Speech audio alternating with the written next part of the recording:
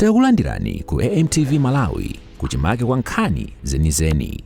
Ngati nkhani imeneyo kuno kulibe, dziwani kuti nkhani imeneyo ndi yabodza. United Nations High Commissioner for Refugees UNHCR lomwe limasamalira ndi kuteteza anthu othawa nkhondo kapena ziwawa m'mayiko akunja mdziko muno ma refugees ati akukanika kusamalira ma refugeesiwa popeza kuti thandizo la chakudya lomwe lilipo pakadali pano litha mu mwezi wa Septemba chaka chino.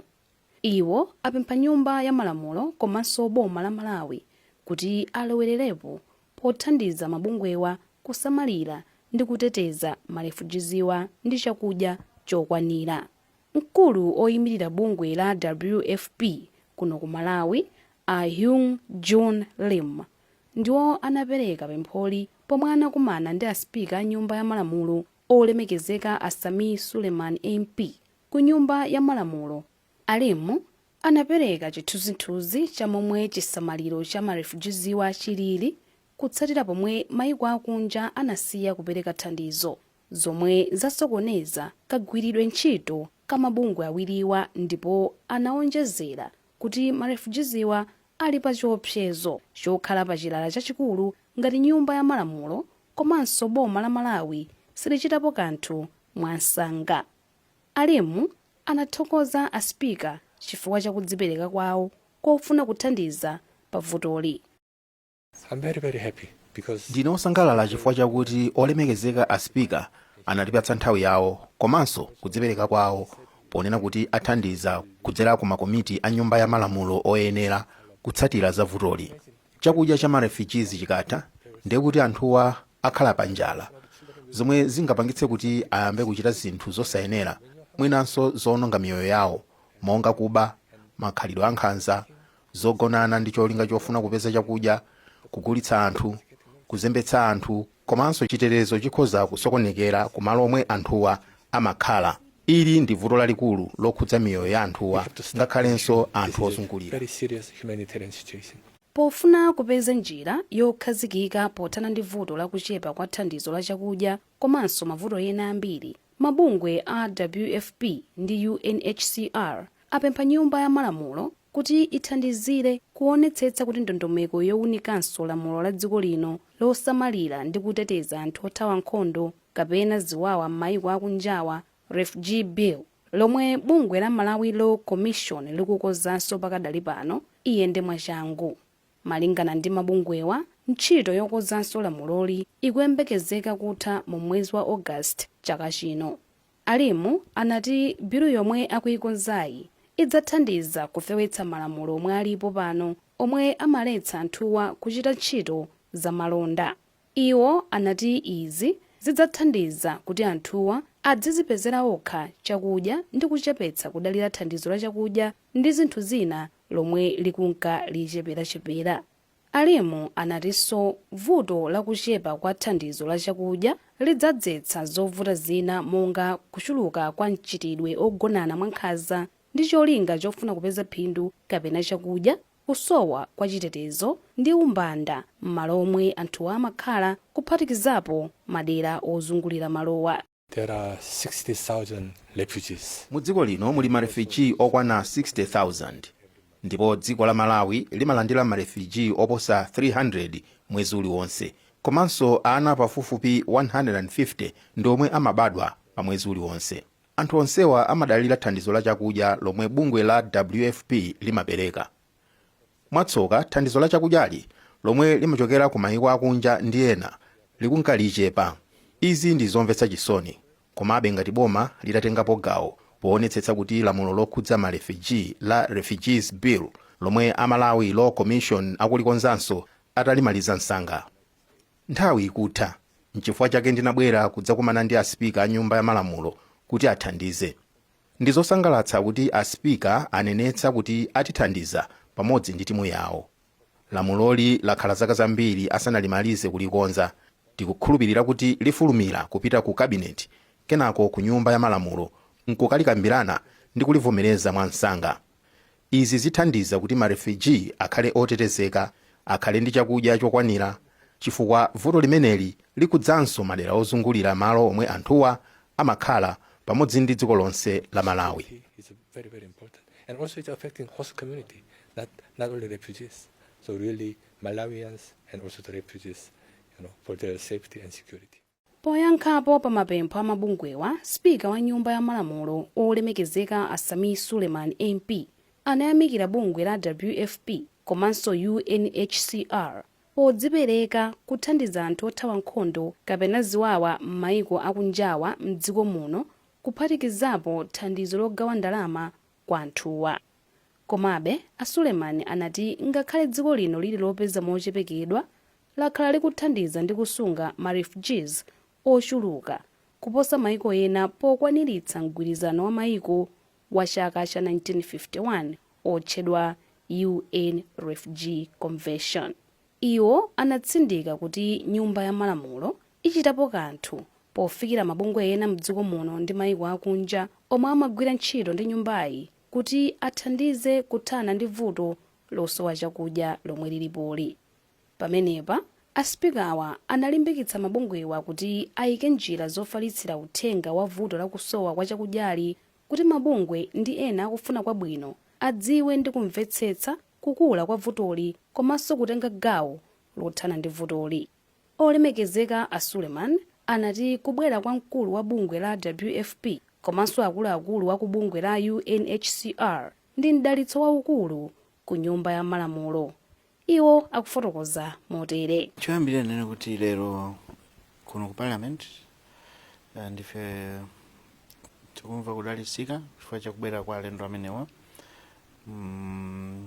Kunabwera amene ndi mkulu wa bungwe lija la WFP komanso nthumwi zimene zikuyimira bungwe la UNHCR, bungwe limene limayang'ana kwambiri za anthu othawa kwawo pa zifukwa zosiyanasiyana.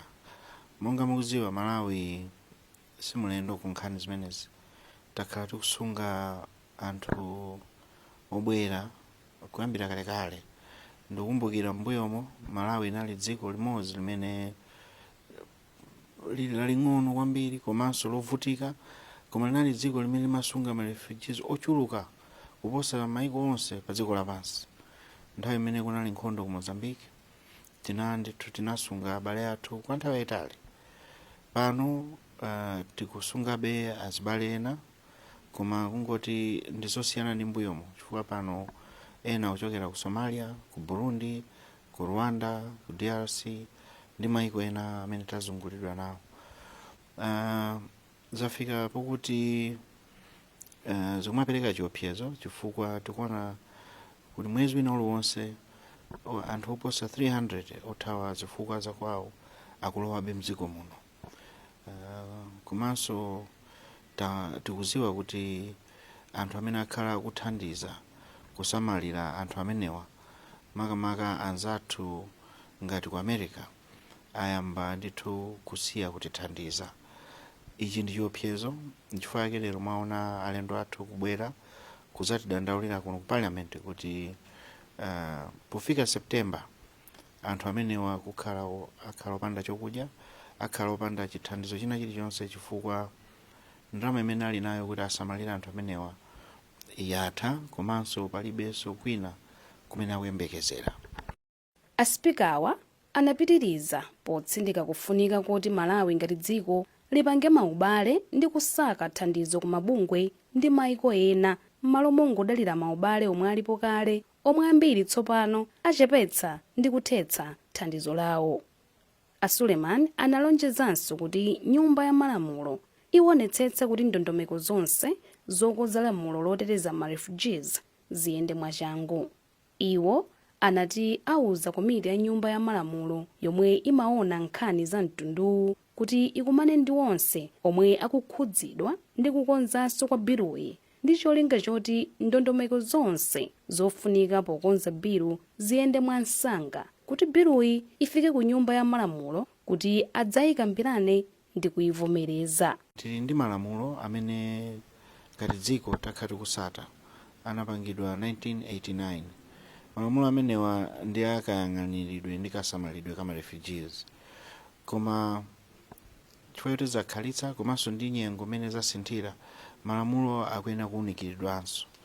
Pano malamulo anayamba kuwunikiridwa akatero ndikuti apitanso ku kabineti kenako azabwere ku parliament kuti tidzachite pass ngati bill. Kubwera kwa akuluakulu amenewa kunali kufuna kutipempha kuti tithandizire kuti kachitidwe ka bill imeneyi kakhale ngati kathamanga, chifukwa September sikutali. Ndiye ife ngati parliament tamvesesa ndipo taona ndithu kufunikira kwake kuti malamulo amenewa apangidwe mwachangu abwere kuno tichite pass. Malamulo amenemo muli zinthu zingapo zimene zikhoza kuthandiza ngati dziko. Akuyang'ana kwambiri ku mbali zitatu. Mbali yoyamba ndiyo kuti kwa anthu amene ali ofuna kubwerera, pachizungu timati repatriation, amenewo atengedwe athandizidwe kuti abwerere kwawo. Pali akuti integration, chimenechi ndi tinene kuti pali ena amene akhala ngati atilowa kwambiri, mwinanso akwatira azibale athu, ali ndi ana kunkuno, akhala over 7 years, kodi amenewa titani nawo? Kodi nanga ana amene abadwa ku Malawi kuno asakudziwanso kwina ngati kumuzi ndi konkuno, titani nawo? Komanso pali issue ya resettlement, kodi zingatheke kuti enawa asamuke mwina akakhale kwina? So ma issues onsewa ali mu bill imeneyi. Ife ngati parliament lero tawatsimikizira kuti titenga mbali yathu nafenso kuti tithandizire, komanso tilumikizana ndi komiti imene ikuyenera kuyang'ana zokhuza mavuto amenewa kuti ilowererepo itaneso ndithu anthu onse amene ali mmenemu ndi kuyesesa kuti mwina process iyo ifulumire, bill ibwere chaka chino, mwina chikamatha tikhale titachita pasi bill imeneyi. Aspika anabwerezanso kuti nyumba ya malamulo ndiyotsegula ndipo anatsimikizira mabungwe a WFP komanso UNHCR kuti nyumbayi ipitiriza kugwira ntchito ndi mabungwewa. Dziko la Malawi likusunga anthu othawa nkhondo kapena ziwawa m'mayiko akunja, ma refugees, oposa 60,000 ndipo limalandira anthu oterewa oposa 300 mwezi uliwonse, pamene ana pafupifupi 150 amabadwa kumalo omwe anthuwa amakhala mwezi uliwonse. Boma, nyumba ya malamulo ndi mabungwe osiyanasiyana akuyenera kuchitapo kanthu mwansanga vuto la njala lisanafike povuta kumalowa, popeza chakudya chomwe chilipo chitha mwezi wa Septemba. Ili ndi vuto lalikulu lokhudza chisamaliro cha anthu. Osayiwala kupanga subscribe ku channel ya AMTV Malawi.